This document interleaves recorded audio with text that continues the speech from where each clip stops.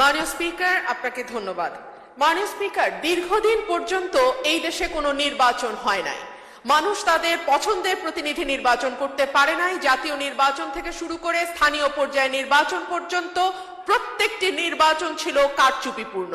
সে কারণেই একবার সংসদে আমি মজা করে বলেছিলাম, সুষ্ঠু হয়েছে নির্বাচন, ভোট দিয়েছে প্রশাসন, তাকিয়েছিল জনগণ, এর নাম বাংলাদেশের নির্বাচন। তো মাননীয় স্পিকার, সেই জায়গা থেকে ৩৬শে জুলাই আমাদের জীবনে আসলো, কয়েক লক্ষ মানুষ রাস্তায় নামলো, কয়েক হাজার মানুষ চিরতরে পঙ্গু হলো এবং প্রায় ১৫০০-এর উপর মানুষ তাদের জীবন দিল যাতে মানুষ তার ভোটের অধিকার আবারও ফিরে পায়। এবং আল্লাহর কাছে অশেষ শুকরিয়া মাননীয় স্পিকার, একটি অবাধ, সুষ্ঠু, নিরপেক্ষ নির্বাচনের মধ্যে দিয়ে ত্রয়োদশ জাতীয় সংসদ গঠিত হয়েছে এবং আমি এই সংসদে একজন স্বতন্ত্র প্রার্থী হিসেবে নির্বাচিত হয়েছি। মাননীয় স্পিকার, সংবিধানের ৫৯ অনুচ্ছেদের দিকে আপনার দৃষ্টি আকর্ষণ করছি।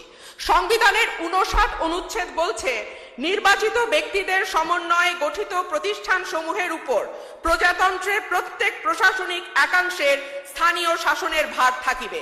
সোজা বাংলায় বলতে গেলে স্থানীয় সরকার পরিচালিত হবে নির্বাচিত প্রতিনিধিদের মাধ্যমে। কিন্তু আমরা বিস্ময়ের সঙ্গে এবং দুঃখ নিয়ে লক্ষ্য করলাম, একটি নির্বাচিত সরকার ক্ষমতায় আসবার পরপরই স্থানীয় প্রশাসনগুলোতে প্রশাসক নিয়োগ করেছে। মাননীয় স্পিকার, যখন শেখ হাসিনা পালিয়ে গেল তখনকার পরিবর্তিত পরিস্থিতিতে অন্তর্বর্তীকালীন সরকার প্রশাসক নিয়োগ দিতে বাধ্য হয়েছিল, কারণ আমরা দেখেছি ইউনিয়ন পর্যায়ে, উপজেলা পর্যায়ে চেয়ারম্যান বা মেম্বার যারা ছিল তারাও পালিয়ে গেছে। কিন্তু এই অবস্থা তো মাননীয় স্পিকার এখন আর নেই।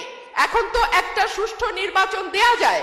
সেই জায়গায় আমরা দেখলাম দলীয় নেতা কর্মীদের পুনর্বাসন প্রক্রিয়া শুরু হয়েছে। কার পাশা গেছে কার টেবিলে, খেলা যে চলছে কোন লেভেলে।